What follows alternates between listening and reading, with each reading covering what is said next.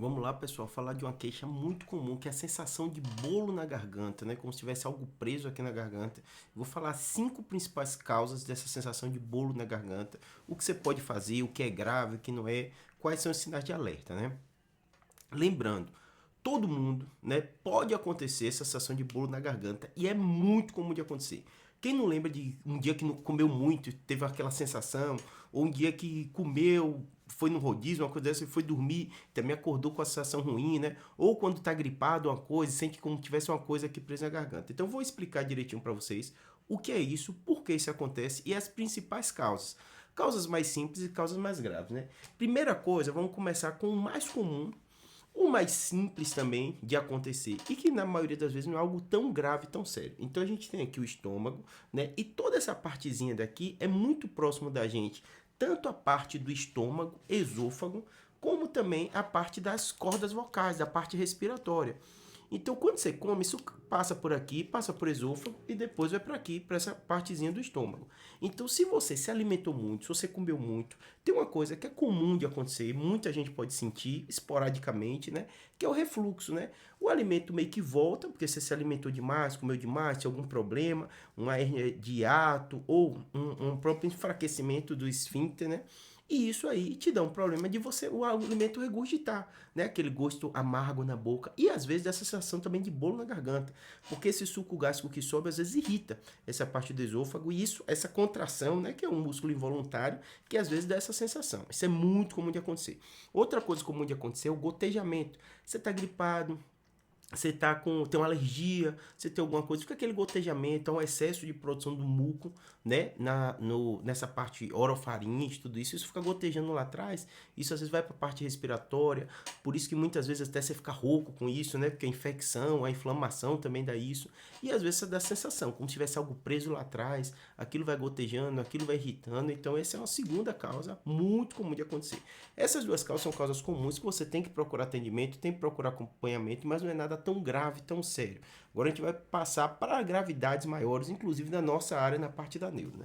Outra coisa que pode acontecer, tá vendo? O esôfago tá aqui. Então, qualquer tipo de tumor, tumores de tireoide, que dão efeito de massa, tumores gastrointestinais, de esôfago, de estômago, que eu tenho um vídeo aqui no canal do falando também, pode dar essa sensação também de bolo na garganta, né?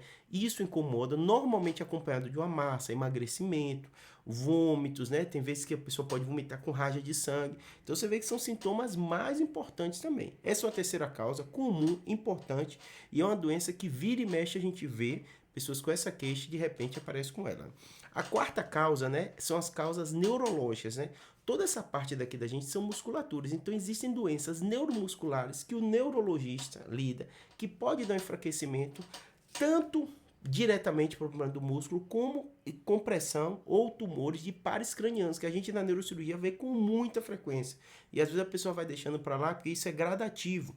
Então não é uma coisa que da noite para o dia ela tem dificuldade de deglutir, sente o bolo. Aquilo vai piorando e ela meio que vai se adaptando, e começa a usar a estratégia, come uma garfada e bebe uma quantidade grande de líquido meio que para empurrar por causa desse enfraquecimento ou compressão de nervo craniano, alguma coisa desse jeito. Então tem que ficar atento aos tumores, tanto par craniano, né, como tumores relacionados que vão ter algum tipo de compressão, né? Além disso, as doenças neuromusculares, né? Que ali eu botei como uma só, mas a gente pode botar, você pode imaginar como duas causas separadas, né? Mas para fechar nossas 5 causas, né? Outra causa, mas muito, muito comum. Essa não é tão grave no sentido de você ter um risco de vida, mas isso incomoda muitas pessoas. São causas relacionadas à ansiedade. Né? Então, para você ter ideia, tem até um termo em psiquiatria que é muito usado, né? Globos estéreo, né? Que é essa bolo na garganta mesmo, né?